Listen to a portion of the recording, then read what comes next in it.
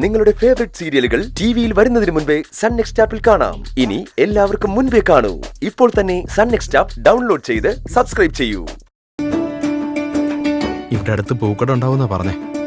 ആ മോളെ, ദേവിക്ക് സമർപ്പിക്കാനുള്ള മാല നമുക്ക് അവിടെ നിന്ന് വാങ്ങാം.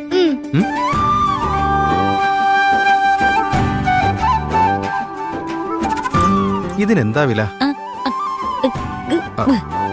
60 രൂപയോ? ആ, ഇതെടുക്കല്ലേ മോളെ? ഈ മുല്ലമാലയ്ക്ക് എന്താ വില? എന്താ പറഞ്ഞേ? ഒരു മുഴം മുല്ലമാലയ്ക്ക് 80 രൂപ ചെറിയമ്മേ. 80 രൂപയോ? ഹാ, അതിത്തിരി കൂടുതലാ.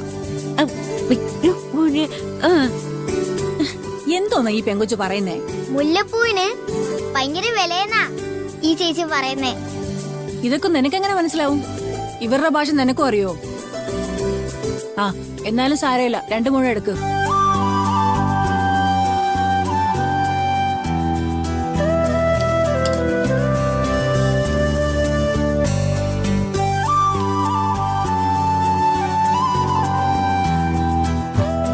എന്താ മഹിമ നീ കാണിച്ചത്? നിനക്ക് തലേ ചൂടാൻ വേണ്ടിയാണോ ഇത്രയും കാശിന് നീ മുല്ലപ്പൂ വാങ്ങിയത്? ഞാൻ കരുതിയത് അത് ദേവിക്ക് വേണ്ടി ആയിരിക്കുന്ന. പിന്നെ ഇത്രയും കാശ് മുടക്കി മുല്ലപ്പൂ വാങ്ങി ദേവിക്ക് കൊടുക്കാൻ പോവല്ലേ? ദേവിക്ക് ആവശ്യത്തിലധികം മുല്ലപ്പൂ അവിടെ വരുന്ന ഭക്തന്മാര് കൊടുക്കുന്നുണ്ട്.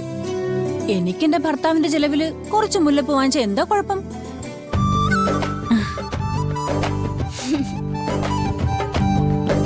അമ്മേ, ദേ അവിടെ ചൂട് പഴംപൊരി. അങ്ങനെ പലതും കാണും.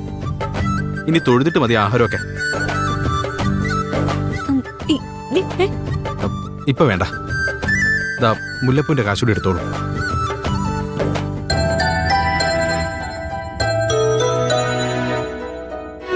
സാരമില്ല മോളെ, ദേവിക്കുള്ള മാല നമുക്ക് നാളെ വാങ്ങാം.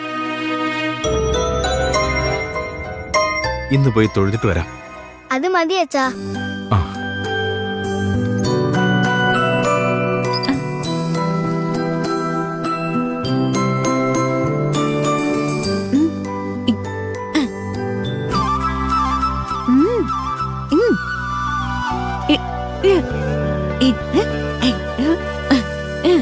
കാശ് വേണ്ട, ഈ ചേച്ചി നമുക്ക് സമ്മാനമായിട്ട് തന്നതാണെന്നാ പറഞ്ഞത്. അയ്യോ, അതൊരു ബുദ്ധിമുട്ടാവില്ലേ?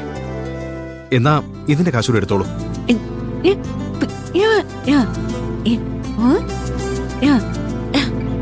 കാശി ചേച്ചി പിന്നെ വാങ്ങിച്ചോളാന്നാ പറയുന്നത്.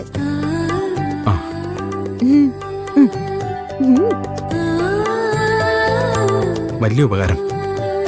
എന്നാ ഞങ്ങൾ തൊഴിലിട്ട് വരാം. വാ മോളെ.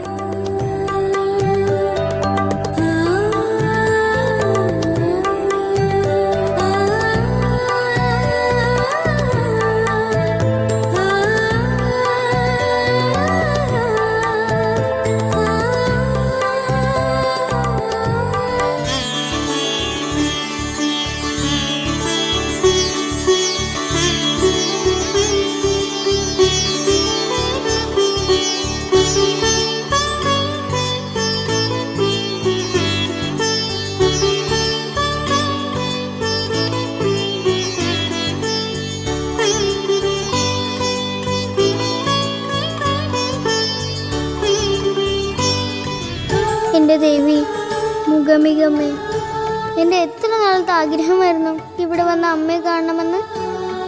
അതെനിക്ക് സാധിച്ചു തന്നല്ലോ. എന്റെ മഹാമായെ,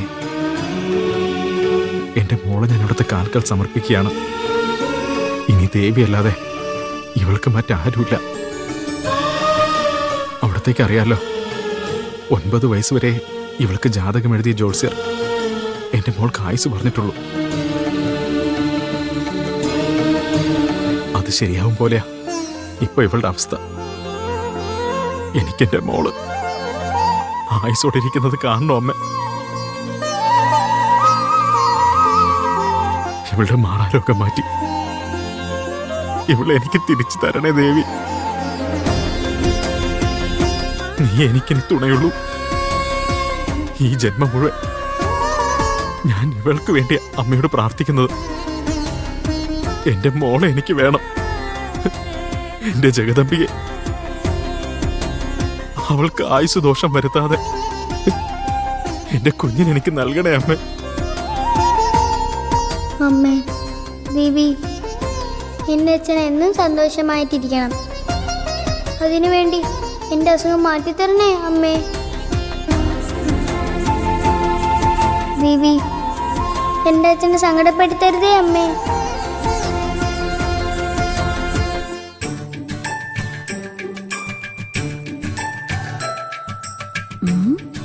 ശോ, എന്റെ ഈശ്വരാ, എന്തുമാത്രം ആൾക്കാർ ഇവിടെ വരുന്നത്, അതും വലിയ വലിയ പണക്കാരും. ഹോ, ഇവിടെ എങ്ങാനും ഒരു പണി തരപ്പെട്ട അറുതിയില്ലാതെ കഴിയായിരുന്നു.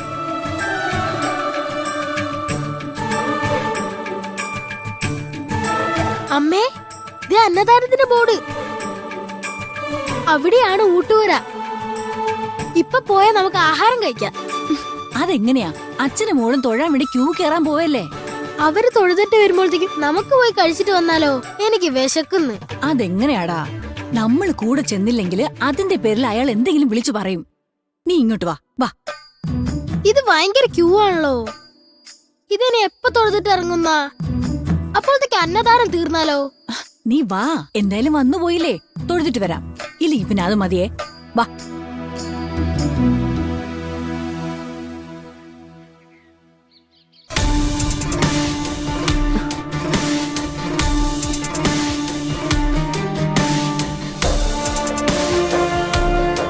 ആ, നീ റെഡിയായി കഴിഞ്ഞോ?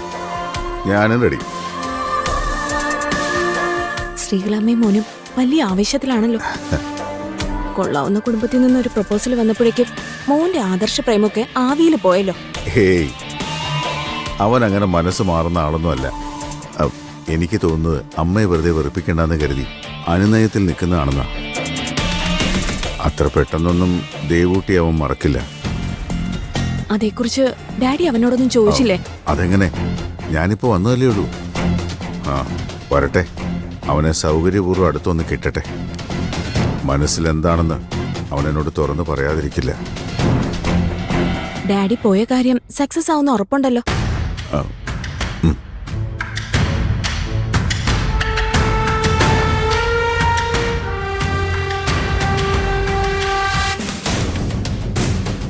ഇതുവരെ സംഭവിച്ച കാര്യങ്ങൾ വെച്ച് നോക്കുമ്പോൾ ഖോരയും ടീമിനെയും നമുക്ക് വിശ്വസിക്കാം. ഞാൻ പറഞ്ഞല്ലോ, 90 ദിവസത്തെ സമയമാണ് അയാൾ ആവശ്യപ്പെടുന്നത്. അതിനിടയിൽ കാര്യങ്ങൾ നമ്മുടെ കൈപ്പിടിയിൽ ഒതുങ്ങും. ഇപ്പോഴും എന്റെ സംശയം അതല്ല ഡാഡി. ഈ പറഞ്ഞ 90 ദിവസത്തിനുള്ളിൽ ശ്രീകലാമ്മ സന്ദീപിന്റെ കല്യാണം നടത്തിയാലോ?